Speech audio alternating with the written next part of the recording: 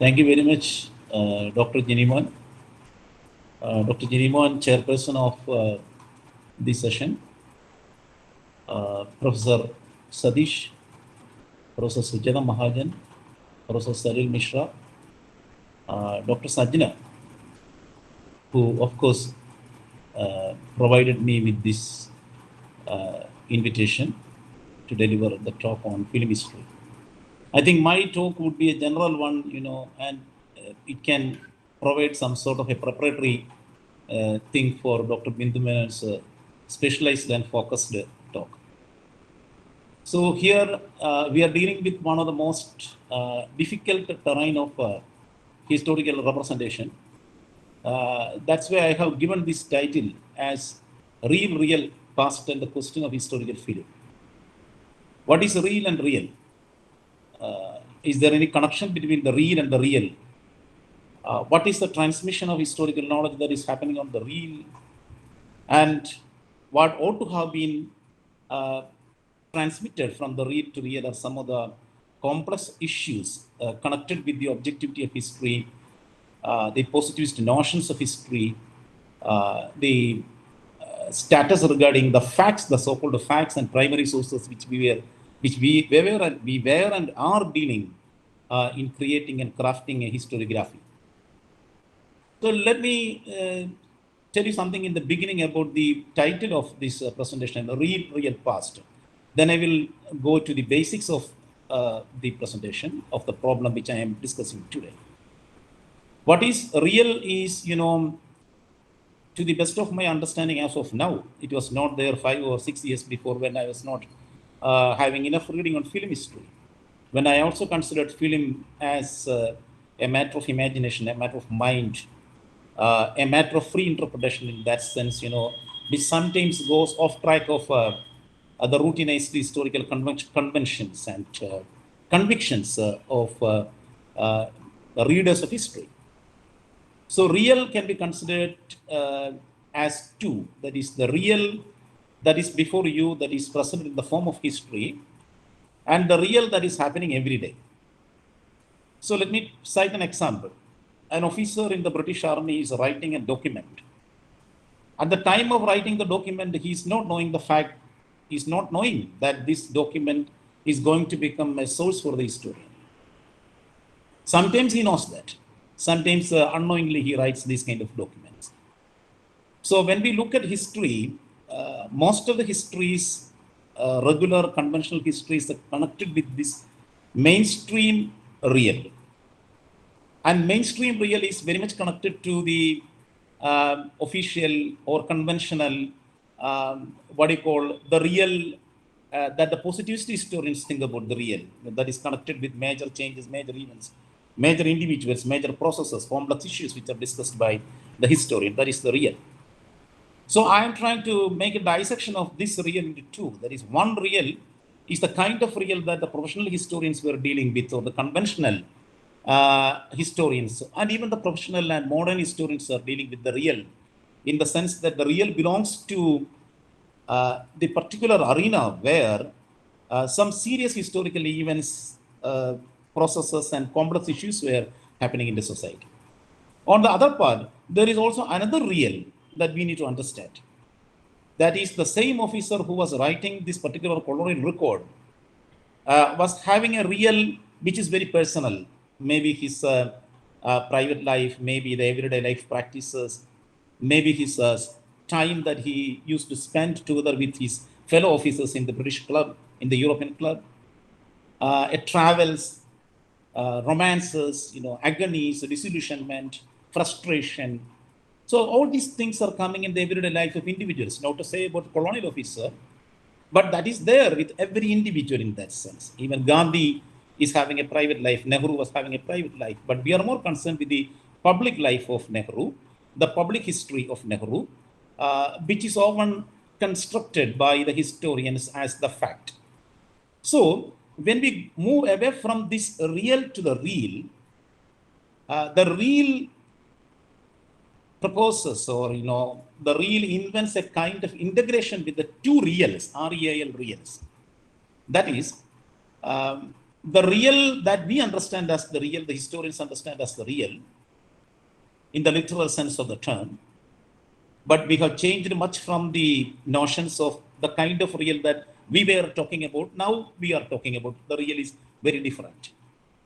So the real on real, two reals are coming. There is the real, that is the officialized, conventional, professional, historical versions or perspectives of history, well enmeshed in sources and documents. At the same time, cinema cannot go ahead with the picturization of this particular real, which I told you about in the first instance.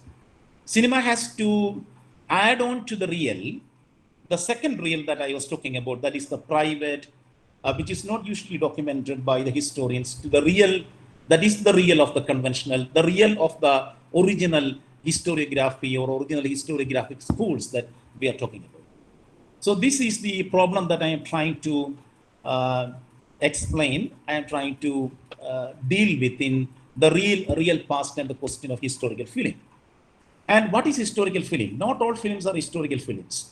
Because for understanding historical films, we need to understand what is film history.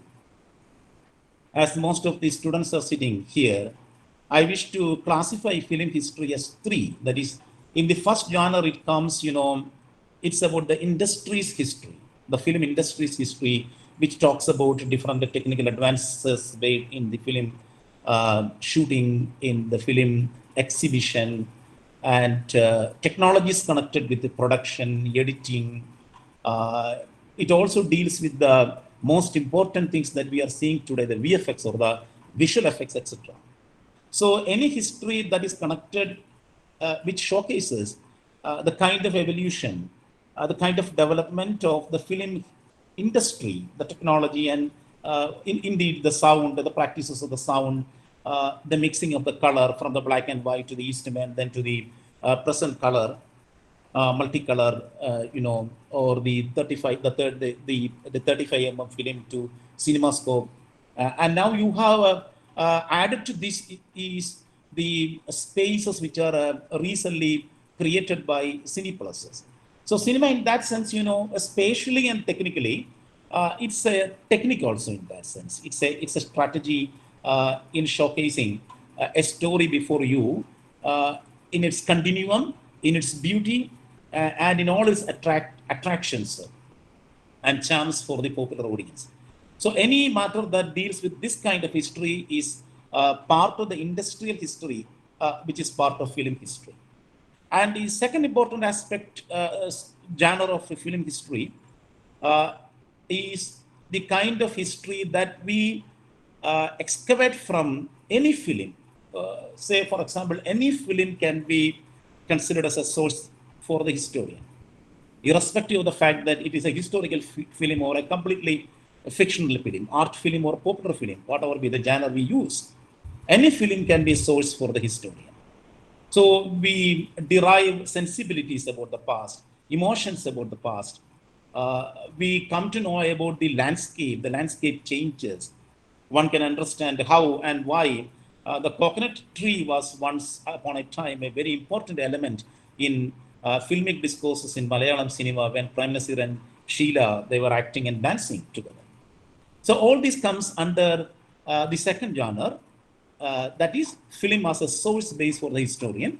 Any film, historical film or non-historical films, any film is to be considered as a source base for the historian to understand changes in attitudes, modes, dress, technologies, transportation system, ecologies, and the kind of things. But the most complex genre is historical film. Historical film, as is defined by major film historians like Pierre Sorlin,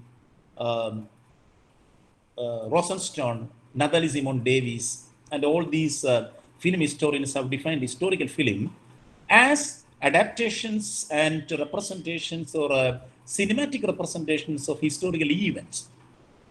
Say, for example, the 1921 event in history of Malabar, the 1857 revolt, or something from the life of Jodhabhai, or Gandhi, or as we understand, we have come to know about a new Parashiraja in Kerala Varma Parashiraja, which was released in the year 2019, or a readaptation and reconfiguration of the old northern ballad story that is connected with Chandu, the villain, who was turned, or a metamorphosis is seen in the cinema, which is scripted by M.T. Vasudevan Nair as Chandu, the hero. So all these come under the third genre, that is, historical films. This is the most complex, most difficult, and most serious branch of film history. So now let me discuss some of the major viewpoints and perspectives connected with historical film. One must understand that historical film is also a film. It is not a documentary. It is not a thing for research. It can be a thing for, it can be a text for research only in the case of people who are interested in that. That is only a microscopic minority, only limited people are considering cinema as a text for the past. It's a highly epistemological kind of, enterprise. So I'm quoting Robert Rosenstein, who has authored some of the most brilliant books on film history, who is also coming into line with what Dr. Ginnivan said about the kind of history that was advanced by Hayden White in the theory of history of 40. That is, any film or photographic evidence can be seen as a historical evidence also, because there is an intent, there is an author, and there is a plot which gets unveiled in from a text as we dig out the past from the archived documents. So Rosenstein here raises 6 points for historical films. Basically, historical film is to be a history representation of history as story. So history becomes story here. Because the cinema goers or movie goers are not intellectuals, not all historians and history researchers, history students and teachers. I belong to a varied class. People belong to any class in the society, they go together for the cinema. So the cinema is presented, the historical film is presented before an audience. Historical film is presented before an audience, which is a collective audience, which is, so history as story is very important. Because history in some sense it can be addressed, can be looked at as a story also. It's a question of imagination. Because it's from the imagination of the world of imagination that most of the events happened, both the public and the private. So imagination precedes any kind of event. This is the first and foremost thing that we need to understand, imagination. So history, while that is transacted or filmed, it is to be converted in the mode of cinematic history telling, which is storytelling and story narration. And all of you know that story has got a beginning, a middle, and an end.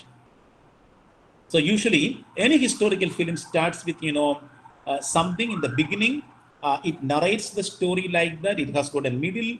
Maybe at the time of the interval, the turning point happens, and then you are all struck there.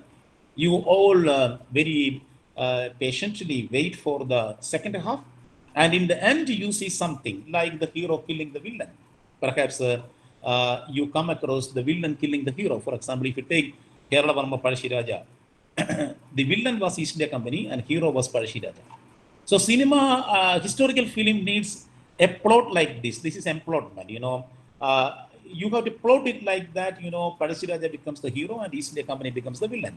And no text can be written like that.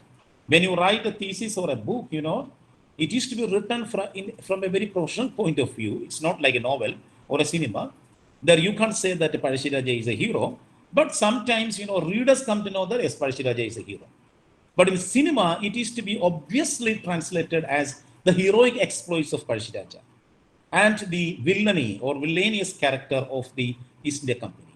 So this is the first point that we need to understand about a historical film. And second thing is that, most of the historical films engages with the life world of individuals, of heroes, both men and women. So sometimes historical problems are solved and resolved in film history, in historical film as solution to personal problems. Because solution to personal problems, in some sense, are solution to historical problems also. Because the cinema, historical film is not to become too complex because, people who are not knowledgeable about history are there as audience. So they need to understand that the meaning is to be communicated immediately.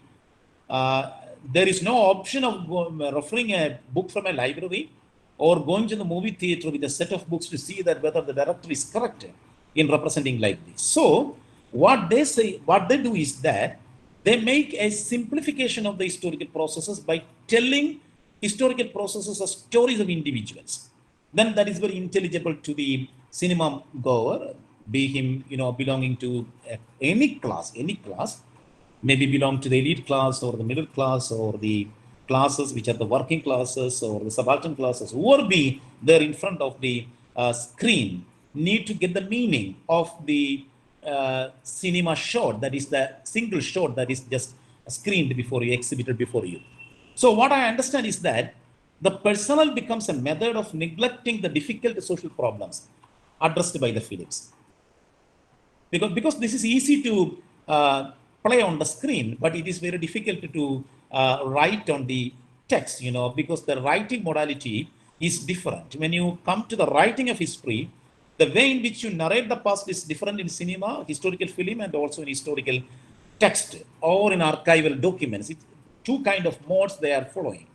So the cinematic imagination is more easy with, the cinematic imagination is more flexible with a kind of fictionalization, I'm arguing. I'm not saying that fictionalization is not wrong. Fictionalization in cinema is right, provided that you stick on to the central theme of the historical plot. You cannot go away from that. It is not a falsified imagination. Cinematic imagination is not falsified. In the case of historical films which yield good result, which narrate stories, which resolves complex issues.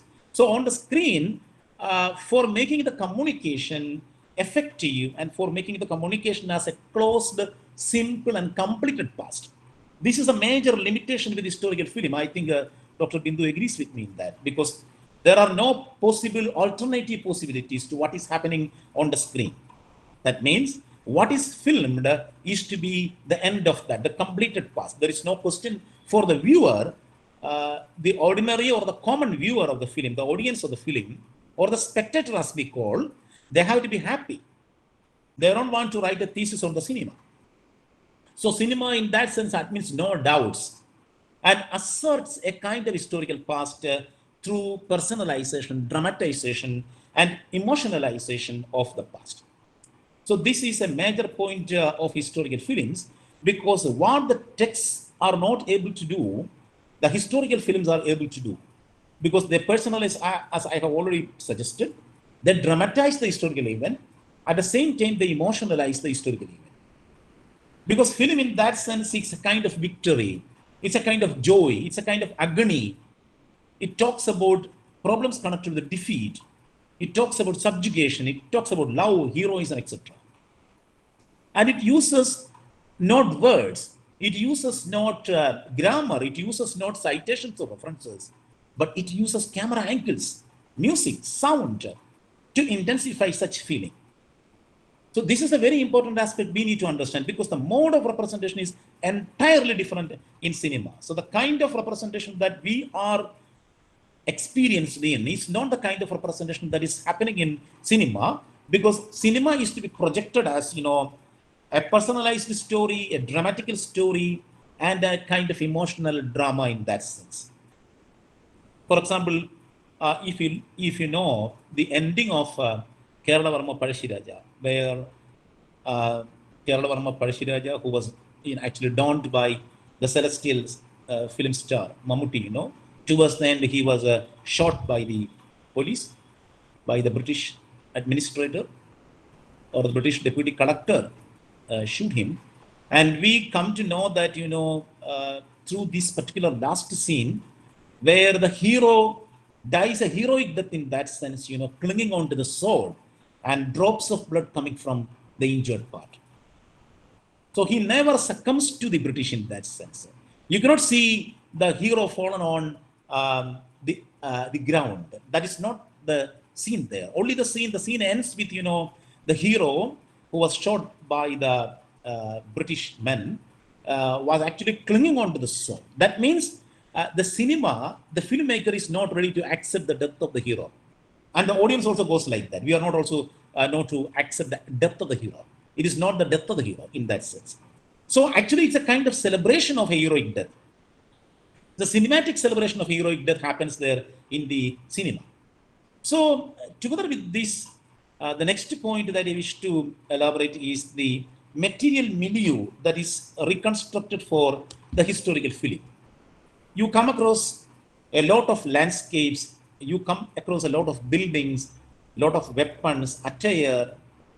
You come across common objects which were used by people in those times.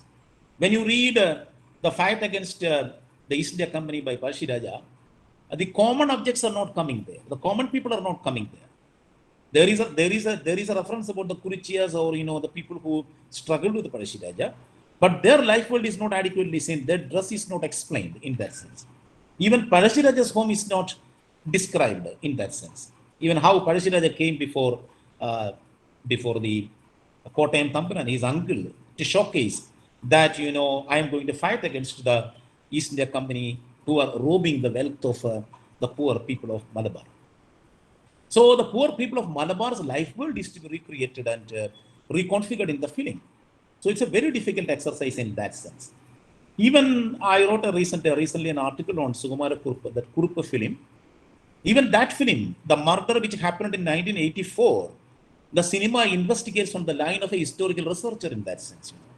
The 1984 topography, the 1984 village is reconstructed, the 1984 kind of buildings are reconstructed, the 1984 kind of cars are there because, the accident happened, the death happens the murder happened in an ambassador car. So ambassador car is there. It cannot happen in another car. So why do you experience the death of an innocent man, that is Chaco? The cinema goes to the mode of historical representation where the exact material objectification is done there. Perhaps some people may not agree with me when I say that Kurup is a historical film. Kurup in that sense is a historical film because anything that happened yesterday is part of history. If it is so, and even that had happened in 1984 is also definitely a part of history, a part of, many people say that it is part of the history of crimes of Kerala, but I consider it as a part of a social economic history of Kerala. It is connected with the Gulf migration. It is connected with the booms in the economy. It is connected with the ambition changes in people. So all these mindsets are reconstructed in the cinema, that is Kurupa.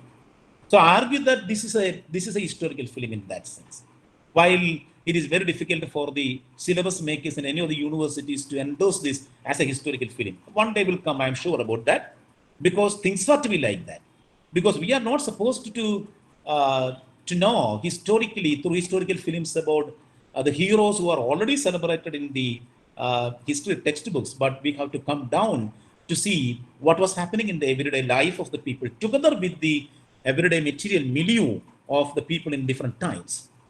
So that is very important. Some of the films recently released in Kerala, it's very hard to believe because of the falsification of the material milieu or the falsification of the attire or the kind of weapons they used, to fight against the enemy. I'm not naming any such film, but that's definitely a problem connected with some of the films, especially the film which was actually filmed on the basis of the history of Kunyali Marikar.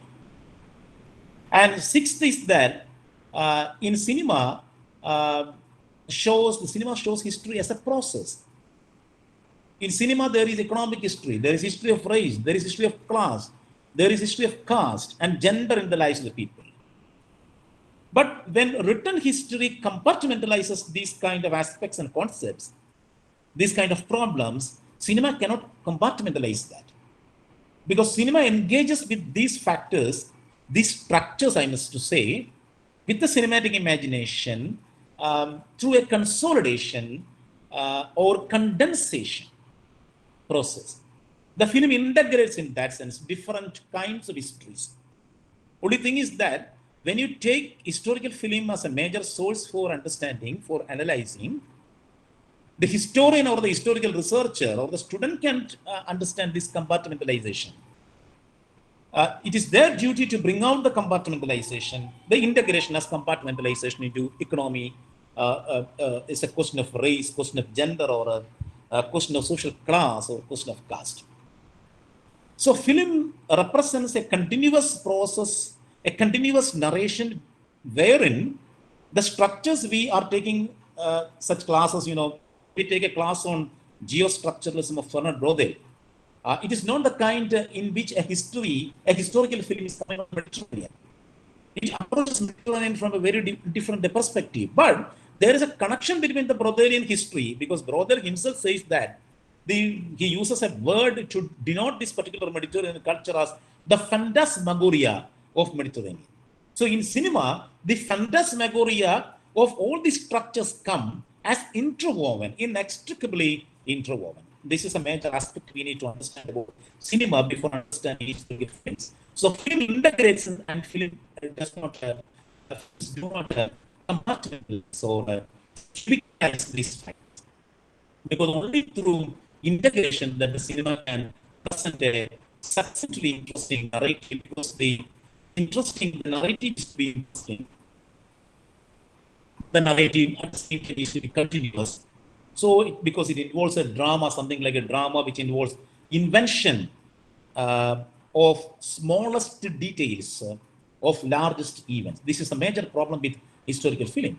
Historical film is to resolve the issue of negotiating with, finding out or representing artifacts or places or instruments or weapons which are there in the micro space of the large historical events and problems. So larger events or largest events are to be minusculed into the screen, the reel, where the audience is to get to know the smallest details of the largest events. So that is very important, because once it is exhibited before somebody, the history, once it is exhibited before somebody, it becomes an invention of a tradition to narrate a different kind of history in all its details, in smallest details.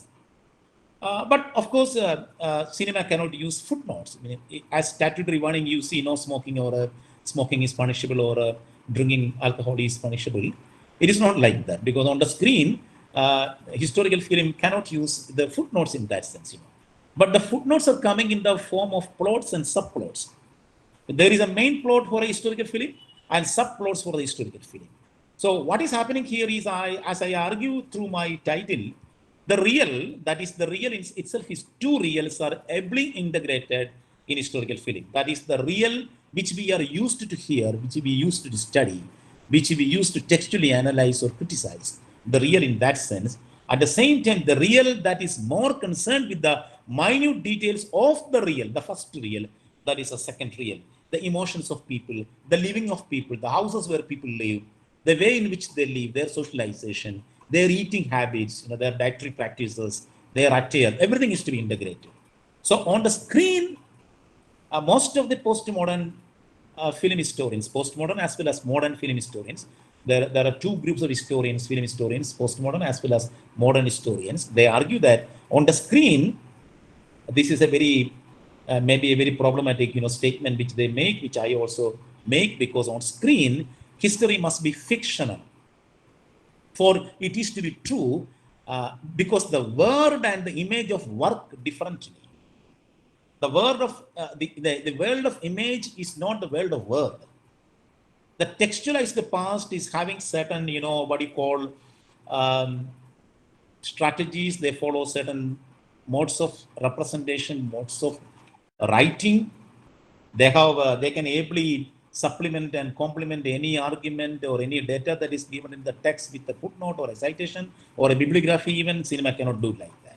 So what cinema engages with is that through the subplots that are created to the central plot, they fictionalize history in that sense. And fictionalization of history is a very problematic concept, I know.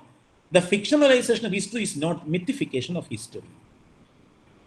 I think Pro Vice Chancellor started with mythification, which was further elaborated by Professor Sujata Mahajan.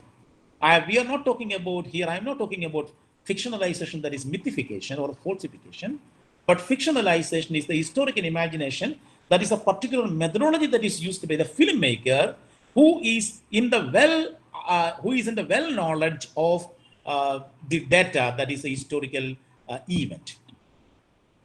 And the film historian, the filmmaker also goes in search of all the documents. He collects documents, he talks to people, then he makes, meetings with the historians. Even in Hollywood films, there is a tendency, it's a good practice that the Hollywood history films, and also in Europe, they do have a historical board, a board of historians to verify the facts of the case. And out of the facts, without changing the facts, they make certain inventions, which is considered by Robert Rosenstein as true invention in historical film. It is not false invention in that sense. So the inventions they make based on the facts, while condensing an event, while summarizing a data, while simplifying complexities, while engaging with ideas and issues and arguments through every shot. So every shot is an event, a completion of an event. It's the representation of a data. It's simplification of complex historical world. And every shot is also an engagement with an idea or an issue. It's an elaboration of a visual elaboration of an idea or a data. In that, fictionalization is a method of film maker. So only if you understand this, the difference between falsification and fictionalization. Now I make an argument, before you that, even datas are made with certain fictions, isn't it? Colonial records about India's past. Do you think that all these are factualized interpretation of events? No.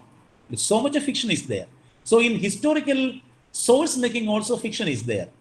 And how can a historian say that I am using all these documents and I'm coming out with an objective past or replication of the exact past? It is not possible. But we are trying for that. We have to try for that. That is very much there. We have to use the scientific method in order to understand the meaning out of the historical data. But that doesn't mean that at the time of construction of a data, that particular data maker or a source maker was a person away from fiction. No. He was also using certain words, he was using and augmenting certain ideas through the representation of the text that he intends to provide a particular meaning to the document. So in providing meaning to the document in the first instance, in the case of the data makers, the source makers, even imagination comes. So then how can we say that films are simply a question of imagination? No, in that sense. True historical films, they invent true things. It's called the true inventions. For example, if you find some of the true inventions, the way in which Parashiraja is coming in Kerala Varma Parashiraja film, Parashiraja was not having the physical stature of Mammootty, but no, we all agree with the fact of the filmmaker that the heroism is to be projected here because cinema is not a documentary on Parashiraja. While the Department of History of Karyavattam is making a documentary on Marthanda Varma, you have to follow the exact documentary procedural formalities. But while the filmmaker, M.T. Vasudevan Nair and Hariharan is making something on Parashiraja, they cannot follow simply the data, the conversion of data as data. The data is to be converted as fiction for the people to understand the data. So the conversion here happens on a very different cognitive level, a very higher cognitive level. That's why the script writers of the historical films, they should be people, with an astounding scholarship of history as well as historical imagination. Otherwise, these data will be trivialized in the sense, while you have witnessed in a Malayalam movie, Kayangulam Kochini, where Kayangulam Kochini is fighting against the East India Company. No records talks about that. So that is a false invention, a false imagination. That is mythification or mythification of cinematic history in that sense. That is what I'm talking about. I'm talking about imagination, responsible historical imagination of the filmmaker. In order to condense, in order to integrate the events as well as complex processes and to give a meaning for the historical film. If you go by that dictum, if you go by that reading, then there is no problem with the representation of Mammootty as Parashiraja. There is no issue with that because the central plot of the film goes in line with the major historical arguments. And you may ask me, other questions also, the way in which Parashiraja was killed, There are various versions about that. Cinema can, showcase only one version.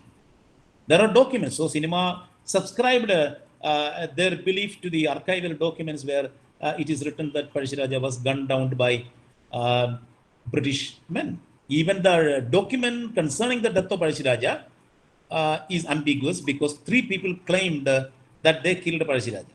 So that is why the three elephants of Kanara Menon was distributed as prize among these three gunners, three killers. One is the deputy collector, another is an officer named the Clay Farm, and another was also a troop, a soldier belonging to the East India Company. So these kind of adaptations and what you call responsible fictionalization of history cannot be objected to when we follow the postmodern tendencies in historical reimagination. So what happens here for a conventional historian is something that is coming as a confrontation between imagination and objectivity. So what is cinematic history? Cinematic history argued that it is story plus history plus imagination. That makes cinematic history. But what is textual history? Textual history is, evidences plus analysis, historical method analysis. And then what is the next? How can you write it? How can you think about it? You have to think about the documents, and only then you can write about the analysis of the documents. No? So there is also imagination. So I argue that the textual history also consists of evidences plus analysis plus imagination. That is textual history. And cinematic history is story plus historical evidences plus imagination. That makes a cinematic history. So both engages with imagination, both engages with a different kind of historical method. Our only thing is that the past is to become experienced in cinema. And that is why the past goes into the families of Parashiraja, past goes into the families of Kuchunni, past goes into the families of any hero that is depicted, because social structures of the past can go deeper into the family in the past. When people look at cinema, they want to look at cinema as histories which are easily recognizable to our system, the system in which we live. So, and apart from that, historical films also provide you with a characteristic feature of, witnessing again. A film is a question of witnessing again. You are with the historical figure, the hero. You are with him in his battle. You are with him while Gandhi is making the Dandi March. You also work with him in cinema because it is your imagination. So the way in which imagination is triggered among the audience is also very important because the film is a product of many and film is a product for many. Because there is a large number of people working with cinema. For example, the director is there, the script writer is there, the producer is there, technicians are there, actors are there, light boys are there, editors are there, stunt masters are there. So it's a product of many. So this particular integration is made possible through a community engagement with the historical past. In the case of textual history, it is not a community engagement. Even though we follow the community's methodology, we follow it on our own. So in that sense, so that point also we need to understand. So history is transmitted through the substrata of a whole team in the film done into the midst of an audience which is also belonging to various classes. Many people are sitting there. It is not easy for the filmmaker to come and make a lecture on the problems that he is intending to project there. As I told you, immediate transmission of a historical film, the immediate transmission of the meaning of the historical event is very much a problem that is connected with cinema history. Some of the points I mentioned, I wish to quote from Nathalie Simon Davis in order to give a conclusion to my lecture. Historical film in which primary plot is based on actual historical events on which an imagined plot unfolds in such a way that actual historical events are central and intrinsic to the story. This is one of the best definitions I have come through with regard to the historical films. Only then you will be able to experience as filmmakers experience. And your experience can be different. Your experience of the historical film can be different based on your affiliation with any kind of community, any kind of class or gender in the society. The latest film wherein Surya donned the role of the heroic factor for the tribals, Jai Film. When you see Jai Film, what happens is, the dramatization of the subaltern world. So you experience that you are with them. So this is the feeling of witnessing again. So like Roland Barthes comments about this, when you are put into a warlike situation in the cinema, you also become a soldier. Usually you prefer to become the soldier with the hero, and some people prefer to become the soldier with the villain. So this kind of transmission of imagination, that is the visual trajectories giving way to imagination of the audience, where like Roland Barthes talks about when he comments on Battleship Potemkin, a famous film, everybody knows that. He says, imagine yourself in front of a battleship Potemkin, no longer stationed at the end of a telescope, but supported by the same, amidst the same stone, the same crowd, the ideal Potemkin, where you could finally join hands with the insurgents, share the moments with them, share the light, share the same light, and share the same tragedy that had happened on the Odisha steppes. So this is actually one of the most important aspects that we need to understand while we. I think this is one of the most important things that we need to understand about historical film, because the mode of representation, I think I got disconnected for some time. Sorry for that. Really sorry for that. So a lot of things are coming here with the words, concepts, imagination, historical objectivity, subjectivity. All these are to be redefined and reconfigured to understand the seriousness of a historical film. Now the tendency is that corporatization of historical films are also happening in India. That is a very dangerous experience. I have not included that in my lecture because I was basically connected with the methodology of the real transformation of historical film. Thank you very much for patient hearing. Thank you very much. Thank you. My doubt is regarding the statement that you have made about the film Kurb. I have read the article that you have written about the film Kurb, and I have also heard the comments that you have made about the film Kurb in this presentation. So, sir, I completely agree with your points regarding the visual representations of the terrains and other topographies associated with the period of the film. Okay, that's right. I completely agree with you. But my humble question is that how do you, as a historian and as a reviewer of film, how do you see the progress of the film Kurup into its climax? That means those last areas of the plot in which Kurup is shown as getting engaged with the prince of the Dubai kingdom, then that prince himself looking for Kurup and then trapping him with the help of the police officials and then taking him with him, and then the final act in which Kurup is shown as or the Kurup appears in the form of that Lucifer film type ending. So how do you perceive that form of representation of Kurup, which we all know that that's not real? So how do you comment to that ending or that climax of this film Kurup? Thank you, sir. That's a very interesting question. I have also been trying to find out in a meaning, in which the Kurup film ends. Thank you for asking this question. But this question, basically, Anantu, basically, I am not a reviewer of film. I am a film historian. I look only at the historicity of the films. So I respectfully differ with you in that sense. Secondly, the ending of the film is ambiguous. It is not clear. Do the social memory of Kerala or do any of the documents with the police or the investigation team have got a final word about Sumana Kurupu? No. So that is the slipperiness of the event. And this slipperiness of the event, that means the ambiguity of the event provides an opportunity, a structural opportunity for unfolding a true invention in cinematic ending. That is, as we do also. We also think like that he is somewhere, maybe in Dubai, maybe in Finland, maybe in some other country, or he might have been dead, or he is there in Assam or in Nepal. Nobody knows about that. So this inconclusiveness is the slipperiness with the historical data.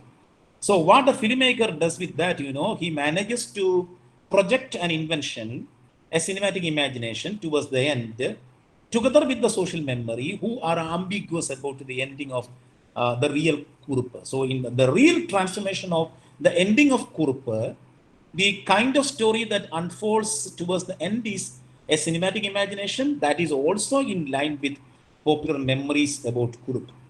So the cinema, there is no point in disagreeing with the filmmaker because that part is not there. There are no documents about that. Up to that, they were following tightly the documents, especially the diaries, the events in the chronological order, and sometimes, converting the chronology, linear chronology into, episodical chronology in that sense to provide meaning.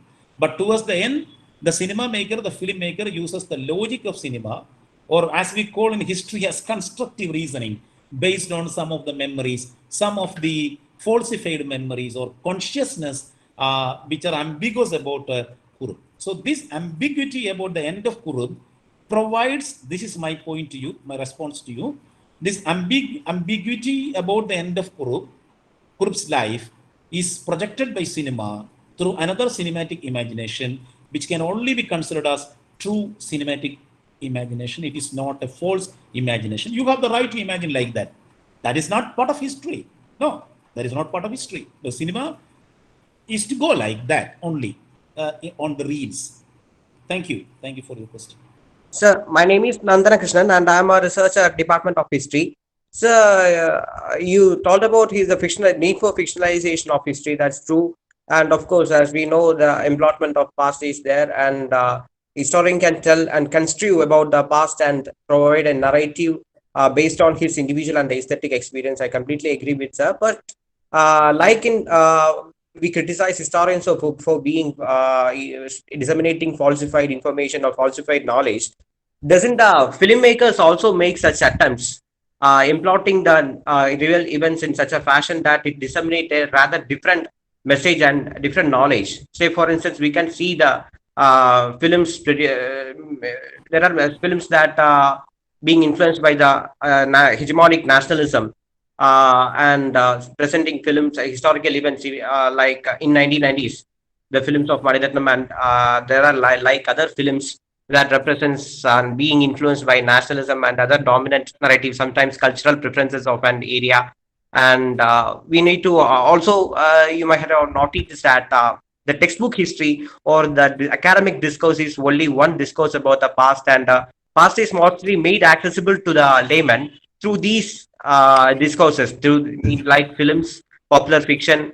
Say, for instance, the identity of Kerala Varma Parisharaja itself is been as Kerala Lion. Sardar K.M. Panikkar have a role in giving him that identity. So, how far the films, historical films, is responsible for making identity formation and imploting history to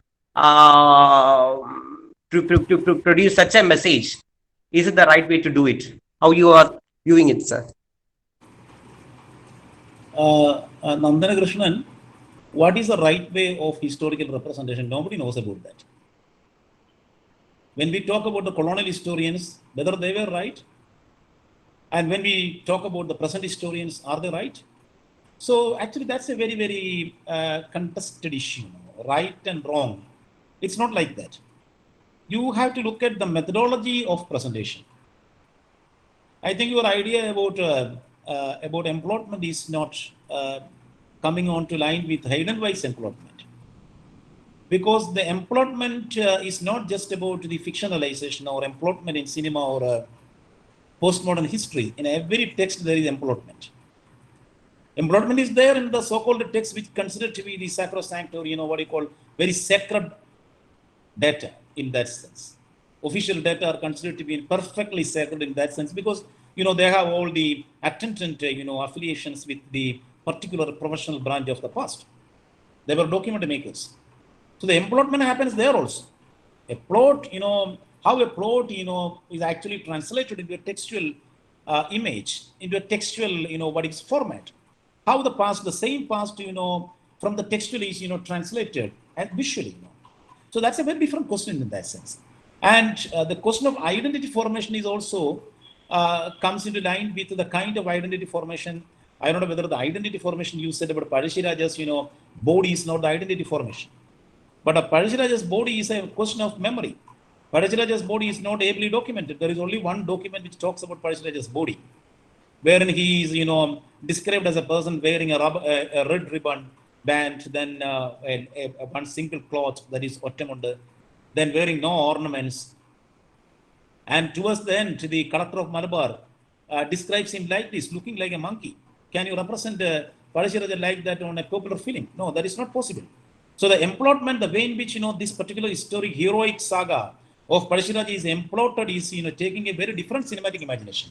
So what is the point of my lecture is that you have to come to terms with this particular kind of cinematic imagination, which is very different from the textualized, conventional, professional, so-called theoretically sound imaginations of, routinized history. That's the intent of my lecture. Anyway, thank you for the question. What is the scope of the real historians in making real history in the form of documentary or films that would be useful for the students for the teaching learning process? That is a very, very important question that you asked, Yobi Babu. That's a very critical question. Okay, then see what is happening anyway, the concept of real, that is a very highly problematic thing. Real for somebody is unreal for some other one. Fact for somebody is a fiction for some other one.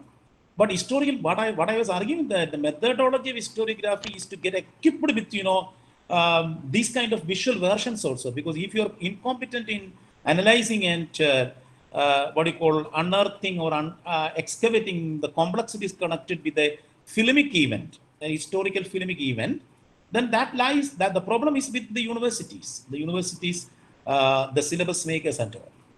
So the universities and syllabus makers, the curriculum builders have a responsibility to bring in these kind of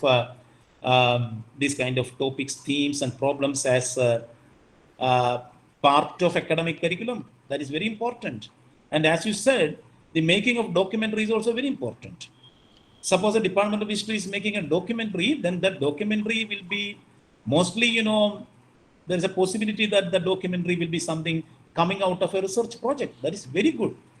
I came to understand one documentary which was directed by my friend Devjani Das in Calcutta in West Bengal as part of her meeting traditional indigenous people and for understanding, for getting information about the medical knowledges they were engaging with. The kind of indigenous medical knowledges got translated into a wonderful documentary. So these kind of documentaries will add on to the existing data. Because while you document as film an oral testimony, Joey, that is there for a greater period for people to have recourse to as a document, a data. Because this memory will be lost. The poor people's memory is not usually textualized. So these memories have to be documented, filmed, and it should be the social responsibility of the history departments to convert their action plans from writing large theses and writing large reports which are not read by anyone, but to come out with the documentaries, come out with good documentaries based on good research. And that is also a point to differ with the mythification of history. That is the strategy. That should be a culture of academics in order to combat the mythification and falsification of history. You see, if the departments all over Kerala or all over India are making these kind of documentaries, then definitely an ocean of historical documentaries will emerge. If it is based on true facts and evidences, then that constitutes a different history for the nation itself. Thank you so much.